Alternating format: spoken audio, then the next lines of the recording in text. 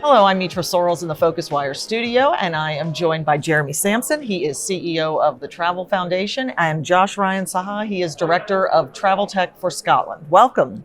Thanks for having us. So I know you've just had your Envisioning Tourism in 2030 report come out. We covered that on PhocusWire, of course. And as part of that, you're introducing something called Traveltech for Transformation. Tell us a bit more about the report and what that initiative is. Sure. Yeah. So the report came out this week in line with COP27 climate change conference in Egypt. And the central question at the heart of the research that we did was to try to understand whether business as usual growth in travel and tourism, so kind of business as usual models and scenarios, were in any way compatible with the global climate targets that have been laid out in the Paris Agreement and the Glasgow Declaration, the tourism specific declaration that came out at COP26 last year. Without going into a lot of detail, long story short is there's not a whole lot of compatibility. There is a scenario, but even that scenario would require significant change in order to reach decarbonization targets. And then we're also looking at uncertainty in the future. Weather patterns are changing. It's pretty likely that growth patterns may be disrupted. There will be winners and losers in this scenario.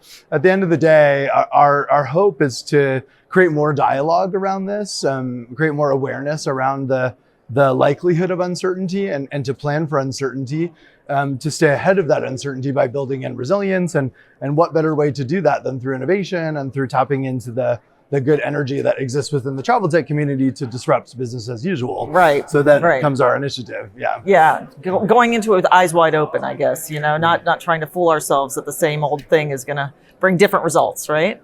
So tell us a little bit more then about the role of technology in all of this and what you're trying to do. Yeah, so like you just said, travel is going to change. It's going to be transformed whether we like it or not. And we thought that one of the best ways to try and get that ingenuity so that we can make travel still important and still successful is to bring together the tech community, all those innovators, all those people here at Phocuswright, to the problems that are going to be coming up in the next 5-10 years. So we think that there are opportunities for businesses that can support green choice architecture. So instead of maybe flying to a destination, you are getting a train. Maybe it's extending the length of your trip and developing technology to make that easier.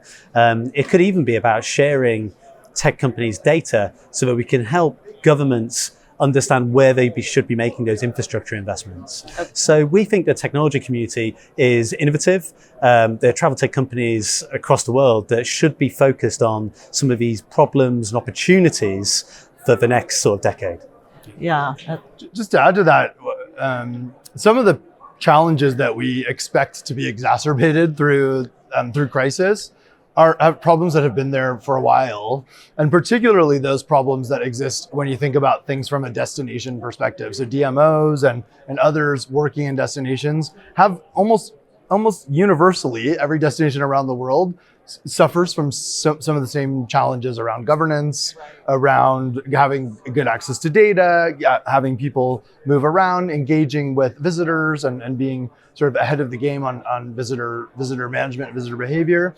And so we expect that those challenges will continue and perhaps even be increased as the sort of level of challenge that destination managers are dealing with increases on a day-to-day basis.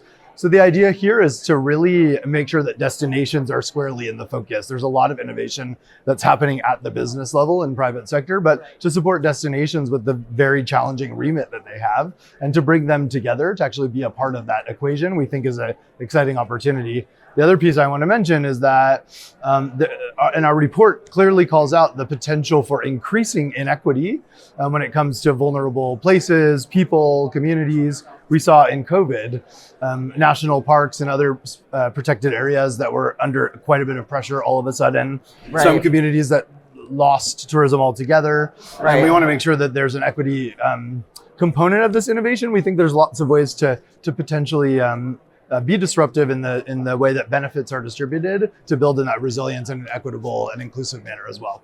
Interesting. Yes. It really sounds like you're tying together a lot of pieces that were kind of very separated. What type of response or feedback are you getting as far as moving forward with this sort of effort? Yeah, I mean, we've brought together some interesting businesses and technologists and engineers to start thinking about what are the problem sets or these challenges that we think are going to be most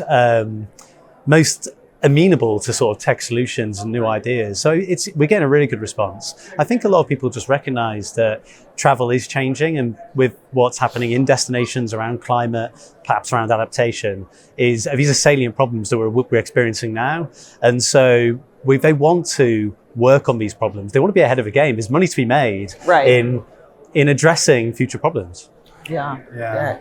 And what would you say, give us a sense now of kind of next steps. So, the report, the initial research in the report has come out, you've announced this initiative. Give us a sense as we start to think about heading into 2023, what should we expect or hope to see develop? Yeah, we're trying to be very thoughtful about this initiative because it's something new. We're bringing different parties together that haven't necessarily worked together before. I think that can be the magic or the barrier. Yeah. But we want it to be the magic, of course, have the mind share of people with expertise in tourism, people with expertise in destination management, in technology, in climate science. If we put those ideas together, the hope is that we'd get something greater than the sum of its parts. Yeah. Our goal for next year is to generate some funding for some pilot projects through which not only can we sort of establish a bit of a presence for this initiative, but we can also learn quite a lot. And it may look quite different when we come back in 12 months and share an update than we imagined it today, but that would be great. Yeah. We'd be quite happy about that. So next year, a couple of pilot projects where we can really create some test case scenarios in the destinations that we're already working with, I think would be ideal. And we're working towards being able to launch exactly what that's going to look like in early 2023. Okay. Yeah, that's wonderful. Well, maybe a year from now, we'll see you again at the Phocuswright conference and you'll have an update for us and some concrete findings. Yeah, wonderful. Well, Jeremy and Josh, thank you so much for joining us. Thanks, Mitra. Thank you. Thank you.